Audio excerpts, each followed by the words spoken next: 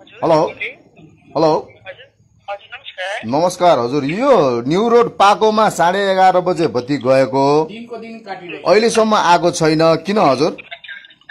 त्यहाँको त्यहाँ line टिकेन load साइडपट्टि हजुरको त्यहाँ लोड बढी भयो भन्ने कुरा छ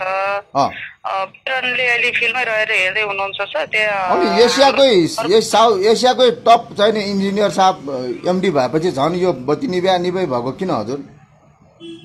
होइन हजुर एमडीलाई त्यसरी दोष नदिनु होला अहिले कसलाई दिने हजुर कसलाई दिने खासमा हामी अब त्यहाँ लोड चलाउँदाखेरि बढी भएको कारणले गर्दाखेरि यस्तो भएको हजुर एउटा अर्को ट्रान्सफर सब एकछिन हल्ला हजुर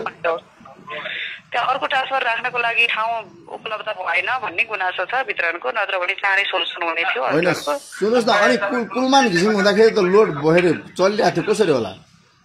त्यस्तो होइन त्यो त हजुरहरूको बनाइ मात्रै हो सर किन हुनु ल अब देखिने गरेर भएको छ तपाईँले यहाँ बत्ती गएको लग हेर्नुहोस् न अनि थाहा हुन्छ नि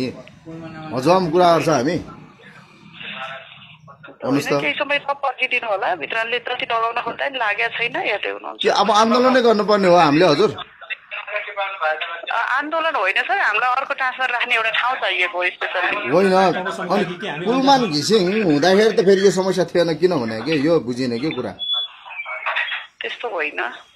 यो तपाईँहरूको इन्भर्टर जेनेरेटर बेच्ने होइन ब्याट्री बेच्ने दाउ हो कि जनतालाई दुःख दिने दाउ हो कि नेपालको उद्योग कारखाना सबै धराशायी बनाउने दाउ हो कि डेडिकेटेड ट्रङ्क लाइनको बग्यता लिनुपर्ने नलिने जनता पैसा तिर्नेलाई यसरी लोड सेडिङ गर्ने हो घोषित त्यस्तो होइन सर त्यस्तो खालको उद्देश्य होइन हाम्रो पनि हाम्रो प्राधिकरणबाट त्यस्तो खालको कुनै पनि मनसाय लिएको छैन देखिहाल्यो होइन कुलमान हट्ने बित्तिकैदेखि भएको छ कुलमान हट्ने बित्तिकैदेखि म अहिले मोबाइल बनाउन आएको म राजाराम तन्डुकार बोल्दैछु हेर्नुहोस् त्यो अस्ति हेलमेट लाएर तपाईँको श्वेतपत्रको बेलामा प्रश्न उठाउने मै हो हितेन देव साकीजीले हात उठायो नि त्यो मै राजाराम तन्डुकार हो म मेरो मोबाइल बनाउन आएको हो यहाँ अब तताउने हिटर चाहिने बलेन किन भन्दा बत्ती छैन भने अब मलाई आइजाउ भन्यो म 2 चोटि 4 चोटि आउनु पर्यो तपाईँहरूको कारणले कति मान्छेलाई तनाव चल्ला हेर्नुहोस् तपाईँहरूको कारणले तपाईँहरूमा एउटा जिम्मेवारी त हुन्छ कि हुँदैन